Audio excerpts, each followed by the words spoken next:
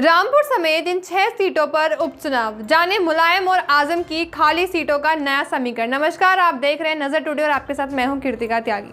हिमाचल प्रदेश और गुजरात में विधानसभा चुनाव के शोरगुल के बीच चुनाव आयोग ने 5 राज्यों के 5 विधानसभा और 1 लोकसभा सीट पर उपचुनाव की तिथियों का भी ऐलान कर दिया है।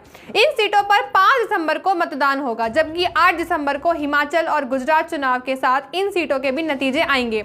जिन 5 राज्यों की विधानसभा सीटों पर चुनाव का ऐलान किया गया है, उनमें से उड़ीसा की पदमपुर सीट, राजस्थान के सरदार शहर, बिहार की कुरहनी, छत्तीसगढ़ के भानुप्रतापपुर, उत्तर प्रदेश की रामपुर सीट शामिल है। इसके अलावा जिस संसदीय सीट पर उपचुनाव होने हैं वह है उत्तर प्रदेश की मैनपुरी सीट, जो सपा संरक्षक मुलायम सिंह यादव के निधन होने के बाद खाली हो गई है।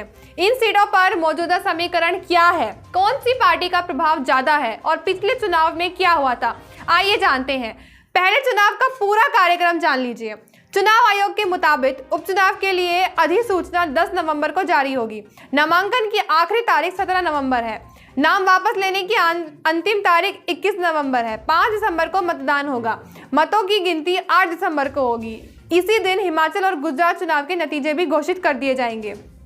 मुलायम के मैनपुरी में अब क्या होगा, आइए आपको वो भी बताते हैं। समाजवादी पार्टी के संरक्षक मुलायम सिंह मैनपुरी लोकसभा सीट से 2019 में सांसद चुने गए थे। पिछले महीने 10 अक्टूबर को उनका निधन हो गया था। वे लंबे समय से बीमार चल रहे थे। मुलायम के निधन के बाद मैनपुरी लोकसभा की सीट जो है वो खाली है।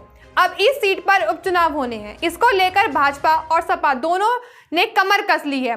सपा किसी भी हालत में ये सीट अपने हाथ से जाने नहीं देना चाहती है, जबकि भाजपा ने रामपुर और आजमगढ़ लोकसभा की तरह यहां भी जीत हासिल करने की कोशिश करेगी। पिछले चुनाव में मुलायम सिंह यादव के खिलाफ भाजपा ने प्रेम सिंह साख्या से ने चुनाव लड़ा था। मुलायम को 5.24 लाख वोट मिले थे, जबकि साख्या के खाते में 4.30 लाख वोट गए थे। चर्चा है कि भाजपा यहां से मुलायम सिंह यादव की बहू अपर्णा यादव या फिर उनके समधी हरिओम यादव को टिकट दे सकती है। मैनपुरी को साख्या लोधी वोटर्स की संख्या भी काफी अधिक है।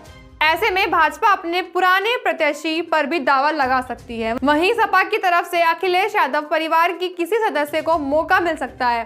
धर्मेंद्र यादव, तेज प्रताप यादव या परिवार के किसी अन्य सदस्य को मौका दिए जाने की भी अटकलें लगाई जा रही हैं। सपा सूत्र की माने तो मुलायम सिंह के निधन के बाद अखिलेश और शिवपाल के रिश्ते में भी नमी देखी गई है।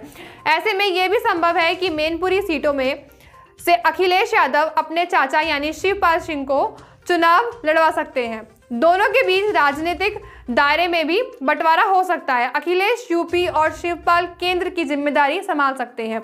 ऐसे होने से परिवार का विवाद खत्म हो जाएगा। शिवपाल सिंह यादव इस ओर इशारा भी कर चुके हैं। सपा में वापसी के सवाल पर उन्होंने हाल ही में मीडिया के सामने बयान दिया था। शिवपाल ने कहा कि अभी वह सही रोल का इंतजार कर रहे हैं। शिवपाल ने कहा, अभी मैं सही रोल का इंतजार कर रहा हूं। वर्तमान में नेताजी के जाने से हम सभी अभी दुखी हैं। रामपुर विधानसभा सीट में का क्या होगा, आइए वो भी आपको बताते हैं। रामपुर विधानसभा सीट पर भी चुनाव होना है। आजम खान को 3 साल की सजा मिलने के बाद उनकी विधायकी चली गई। इस वजह से यहाँ चुनाव हो रहे हैं। इसी साल मार्च में हुए चुनाव में आजम खान ने रामपुर विधानसभा सीट से चुनाव जीता था। आजम को 1.31 लाख वोट मिले थे, जबकि दूसरे नंबर पर रहे भाजपा प्रत्याशी आकाश सक्सेना हनी को 76,000 वोटों से ही संतुष्ट रहना पड़ा। भाजपा और कांग्रेस के उम्मीदवारों को महज 4,000 वोट मिले थे। अब आजम को सजा मिलने के बाद उनकी सीट से उनकी पत्नी तंजीम फातिमा चुनाव लड़ सकती हैं। आजम के बेटे अब्दुल्ला आजम भी रामपुर की स्वाट सीट से विधायक हैं। वहीं भाजपा फिर से आकाश सक्सेना पर दाव लगा सकती है। इसके अलावा विधानसभा से चुनाव लड़ने वाले कांग्रेस पार्टी की ओर से नवाब काजिम अली को भी भाजपा से मौका मिल सकता है। नवाब काजिम अली कई बार भाजपा सरकार की तारीफ कर चुके हैं और रामपुर में आजम खान परिवार के खिलाफ खुलकर बोलते रहे हैं। अब आगे देखना यह होगा कि कौन जीतेगा, कौन हारेगा। तो उसके लिए बने रहिए नजर टुडे के साथ और देखते रहिए नजर टुडे। धन्यवाद।